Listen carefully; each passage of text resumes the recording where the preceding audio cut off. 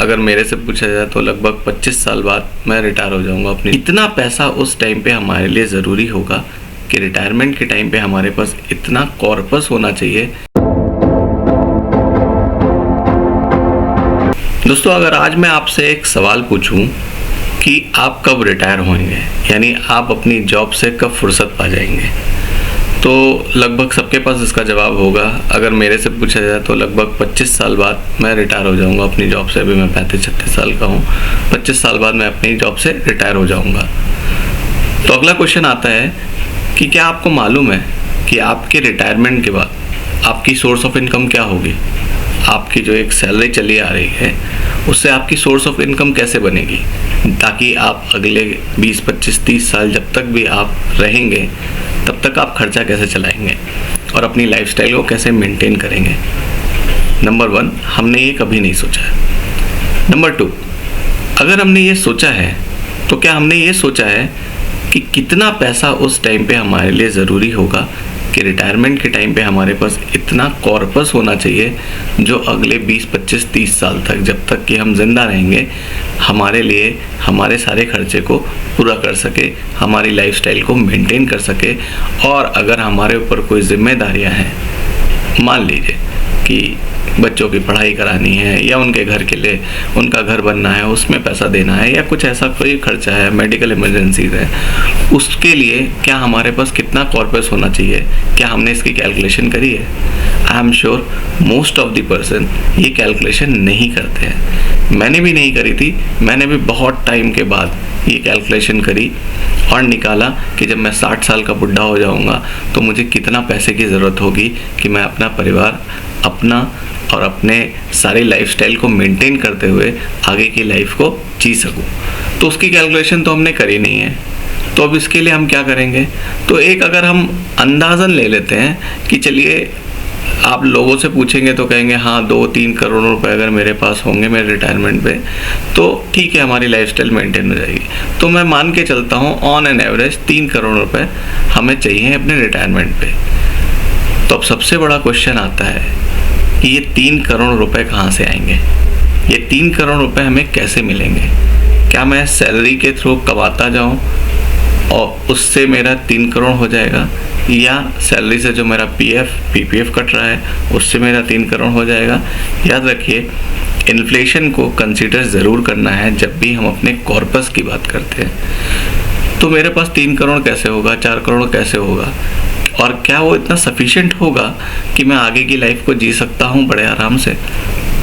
तो हमारे पास 3 करोड़ 4 करोड़ होना चाहिए। लेकिन आज के टाइम में उससे भी बड़ा क्वेश्चन ये है कि अगर आज से 25 साल बाद मुझे 4 करोड़ रुपए चाहिए है, कॉर्पस चाहिए, वो 4 करोड़ की वेल्थ चाहिए, तो मेरे पास आज कितना पैसा हो कि मैं इन्वेस्ट करूं और वो 4 करोड़ बन जाए? क्या ऐसा पॉसिबल है कि मैं कुछ पैसे को आज इन्वेस्ट करूं और 25 साल तक मैं पेशेंस दिखाऊं, होल्ड करूं उस इन्वेस्टमेंट को, और वो 4 करोड़ हो जाए, 5 करोड़ हो जाए? क्या ऐसा पॉसिबल है? बिल्कुल पॉसिबल है। और आप जानते हैं कैसे पॉसिबल है, बट आप डरते हैं, आप उसमें इन्वेस्ट नहीं करना चाहते हैं। ये पॉसिबल है स्टॉक मार्केट में इन्वेस्टमेंट के थ्रू। कोई एफडी नहीं, कोई एलआईसी पॉलिसी नहीं, कोई पीपीएफ में इन्वेस्टमेंट नहीं। क्यों? एफडी, एलआईसी, पीपीएफ आपके इन्फ्लेशन को बीट नहीं करता है। तो पीपीएफ 1% एक्स्ट्रा रिटर्न देगा इन्फ्लेशन से, बट वो कोई रिटर्न नहीं हुआ। अगर साल दर साल हम देखें तो 1% का रिटर्न कुछ भी नहीं होता है। हमारे 1 लाख की वैल्यू क्या होने वाली है अगले 1 साल में? वो कोई बहुत बढ़ोतरी नहीं होती है हमारे, और उससे हम वेल्थ, एक कॉर्पस 3, 4, 5 करोड़ का नहीं क्रिएट कर सकते हैं। तो एक इंस्ट्रूमेंट बचता है और एक ही इंस्ट्रूमेंट बचता है, वो है स्टॉक मार्केट, लेकिन लंबे टाइम के लिए। तो आज के इस वीडियो में मैं बहुत ज़्यादा टाइम नहीं लूँगा। आपको ये नहीं बताऊँगा फंडामेंटल स्टॉक में ये देखने हैं, वो देखने हैं, मैं आपको 7 ऐसे स्टॉक्स बताऊँगा जो कि टाइटल से भी समझ में आता है, सत्ते पे सत्ता। 7 ऐसे स्टॉक्स बताऊँगा, लार्ज कैप स्टॉक्स, जो कि पिछले 10 साल में उनकी परफॉर्मेंस बहुत ही बढ़िया रही है, और इतनी बढ़िया रही है कि मुझे पूरी उम्मीद है कि आने वाले अगले 10, 15, 20 साल भी वो बहुत ही अच्छा परफॉर्म करेंगे। एक डाइवर्सिफाइड इंडस्ट्री के हिसाब से मैंने स्टॉक पोर्टफोलियो बनाया है, और ये पोर्टफोलियो 2023 जो मेरी ट्रेनिंग होने वाली है स्टॉक मार्केट के लिए, पर्सनल फाइनेंस के लिए, उसमें भी हो सकता है कुछ स्टॉक्स मैं कंसीडर करूं। तो इस वीडियो को एंड तक बहुत ही ध्यान से देखिएगा। इसमें मैं कैलकुलेशन भी करके बताऊंगा, आपको स्टॉक्स भी बताऊंगा, कौन से स्टॉक्स हैं जो मैंने आइडेंटिफाई करे हैं, उनके फंडामेंटल्स, बेसिक फंडामेंटल्स क्या हैं और वो किस प्राइस पे अभी अवेलेबल है। और 25 साल में अगर उन स्टॉक्स में मैं आज वन टाइम इन्वेस्टमेंट करूं, कोई SIP नहीं करनी है, वन टाइम एक बार आप स्टॉक लेके छोड़ दीजिए 15, 20, 25 साल के लिए, और देखिए आपका पैसा कैसे ग्रो करता है। आपको कंपाउंडिंग की पावर समझ में आएगी कि कंपाउंडिंग कैसे काम करता है, कैसे पैसा पैसे को बनाता है। तो ये 7 स्टॉक मैंने आइडेंटिफाई करे हुए हैं। चलिए देखते हैं वो 7 स्टॉक कौन कौन से हैं। तो स्टॉक्स के बारे में जानने से पहले देख लेते हैं कि जो स्टॉक्स मैंने सेलेक्ट करे हैं उनका क्या क्राइटेरिया मैंने सेट किया है। तो सबसे पहले जो स्टॉक है वो एक लार्ज कैप स्टॉक होंगे। जितने भी साथ के साथ मैं स्टॉक करूंगा वो लार्ज कैप, यानी कि उनकी मार्केट कैप 20,000 करोड़ से ऊपर होगी, यानी। और मोस्ट ऑफ द स्टॉक्स आपको ब्लू चिप स्टॉक्स मिलेंगे, जो भरोसेमंद स्टॉक्स होते हैं वो स्टॉक्स होंगे। उसके साथ साथ ही उनका जो डेट है, जो कंपनी के ऊपर कर्जा है, कंपनी ने पैसा लिया हुआ है, वो 1000 करोड़ से कम होगा। 1000 करोड़ देखने में भी ज़्यादा लग रहा है, लेकिन अगर इनकी मार्केट कैप आप देखेंगे तो उसके हिसाब से 1000 करोड़ यानी डेट टू इक्विटी बहुत कम होगा। डेट टू इक्विटी एक्चुअली इनका 0.05 से भी कम है। Debt to equity almost debt free companies हम बोल सकते हैं उनको। जो नेक्स्ट है, इनकी 10 साल की जो सेल्स ग्रोथ है वो 15% से बढ़ी होगी, और 10 साल की जो प्रॉफिट ग्रोथ है वो 20% से बढ़ी होगी। इसके साथ ही साथ इनका जो EPS यानी अर्निंग पर शेयर, यानी अपने शेयर के थ्रू जो इनकी अर्निंग है वो कितनी होगी, वो ग्रेटर देन 20 होगी। और इनका 10 साल का CAGR 25% से, यानी कि एनुअल रिटर्न हर साल 25% से ज़्यादा रहा होगा। एवरेज एनुअल रिटर्न हर साल 25% से ज़्यादा रहा होगा। और आज के टाइम पे ये स्टॉक्स कम से कम 20% के डिस्काउंट पे हैं। अपने ऑल टाइम हाई से 20 या उससे ज़्यादा % पे वो गिरे हुए हैं, उससे ज़्यादा डिस्काउंट पे अवेलेबल है। तो चलिए हम देखते हैं वो कौन से 7 स्टॉक्स हैं और उनकी क्या वैल्यू है, और उनके बेसिस पे, उनके प्राइस के बेसिस पे कितना पैसा हम इन्वेस्ट करके एक बढ़िया कॉर्पस बना सकते हैं। तो उसके लिए मैं आपको ले चलूँगा अपने पुराने तरीके पे, यानी कि एक एक्सेल शीट पे, और एक्सेल शीट पे हम कैलकुलेशन करेंगे, थोड़ी मैथ्स लगाएंगे, गणित देखेंगे कैसी बैठती है। तो ये जो 7 स्टॉक्स हैं वो उनकी लिस्ट यहाँ पे है, आप उन्हें देख सकते हैं। पहला स्टॉक है विनती ऑर्गेनिक, दूसरा Astral pipes, PI industries, Dixon, Naukri, DMart, Tata Elxsi. इनका करंट मार्केट प्राइस यहाँ है। ये एक्सेल शीट मैं डिस्क्रिप्शन में डाल दूंगा, इसका लिंक दे दूंगा, आप उसमें देख सकते हैं, ये सारी चीज़ें पढ़ सकते हैं। इनकी क्या डेट है, इनकी सेल्स कितनी है, EPS कितना है। अगर करंट डिस्काउंट देखें तो विनती अपने ऑल टाइम हाई से 20% के डिस्काउंट पे अवेलेबल है। एस्ट्रल 27%, PI इंडस्ट्रीज थोड़ा एक्सेप्शन है, वो 7% के डिस्काउंट पे है। डिक्सन टेक्नोलॉजी 40%, नौकरी 48%, डी-मार्ट इतना क्वालिटी स्टॉक आपको 34% डिस्काउंट पे मिल रहा है, और टाटा एलेक्सी 46% के डिस्काउंट पे मिल रहा है। अगर इनका CAGR देखेंगे तो ये सारे CAGR सबके CAGR दिए हैं। ऑन एन एवरेज CAGR 38% निकल के आता है 10 साल का CAGR। अब मैं क्या करूँगा, अब मैं अपने एक शीट बनाई है जिसमें मैंने लिया है कि अगर मुझे सिर्फ 2 लाख रुपए इन्वेस्ट करने हैं तो मैं सब में इक्वली वो कैपिटल डाल दूंगा आज की डेट में। यानी कि अगर मुझे इन्वेस्ट करना है कल, तो कल मैं उठूंगा, इक्वली मार्केट ओपन होएगी, उसमें इक्वली मैं 28,571 रुपये हर स्टॉक में लगा दूंगा, और उसके बेसिस पे मुझे कितनी क्वांटिटी स्टॉक्स की मिलेगी वो ये निकल के आ रहा है। विनती के 15 स्टॉक, एस्ट्रल के 14, और ऐसे करके मुझे ये सारे स्टॉक्स मिल जाएंगे। मेरे 2 लाख रुपए वन टाइम इन्वेस्ट हो जाएंगे।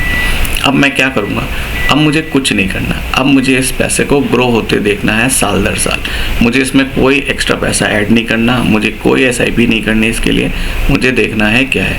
तो अब हमारे पास 3 चीज़ें आ चुकी हैं। पहली क्या, मेरा वन टाइम इन्वेस्टमेंट कितना होगा, मेरा वन टाइम इन्वेस्टमेंट 2 लाख होगा। मंथली SIP मुझे कुछ नहीं करनी है, टेन्योर मैंने लिया है 25 साल, मैं 35 ईयर्स का हूँ, मैं अपने रिटायरमेंट की प्लानिंग कर रहा हूँ, तो मैंने टेन्योर ले लिया है इसको 25 ईयर्स। यानी आज से जब 25 साल बाद जब मैं 60 साल का हो जाऊँगा तो मेरे को कितना पैसा चाहिए है ये कैलकुलेशन करा। हमने CAGR देखा, जो एवरेज CAGR निकल के आती है वो 38% है। तो लेकिन ये 38% बोलेंगे बहुत ज़्यादा है, आप लोग कहोगे 38% तो मिलता नहीं है। हालांकि नंबर सामने हैं, ये मेरे बनाए हुए नंबर्स नहीं हैं, ये इनका रिटर्न है, आप गूगल करके देख सकते हैं। इसका लिंक भी मैं दे दूंगा जहाँ से मैंने CAGR की वैल्यू निकाली है, आप जाके उसमें चेक कर सकते हैं। तो अगर फिर भी मैं बहुत ही मॉडेस्ट होके अपने CAGR को 20% रखता हूँ और 25 साल के लिए 2 लाख रुपए एक बार लगा के छोड़ देता हूँ, तो मेरे पास 2,84,00,000 रुपए और 84,289 रुपीज़ और एक्स्ट्रा आ जाएंगे। यानी 2 लाख रुपए लगा के, सिर्फ 2 लाख रुपए लगा के मैं 20% के रेट से 25 साल में 2-3 करोड़ रुपए लगभग बना सकता हूँ। मेरा CAGR जो था वो 38% था। अगर इसी को मैं 20 की जगह 25% करता हूँ, इतना तेज़ इंक्रीमेंट होगा कि देखते बनेगा। 10 करोड़ रुपए लगभग बन सकते हैं मात्र 2 लाख रुपए लगा के। आप सब बोलेंगे कि ऐसा पॉसिबल नहीं है, हो सकता है ना हो, बट मैथ्स तो अभी यही बोलती है।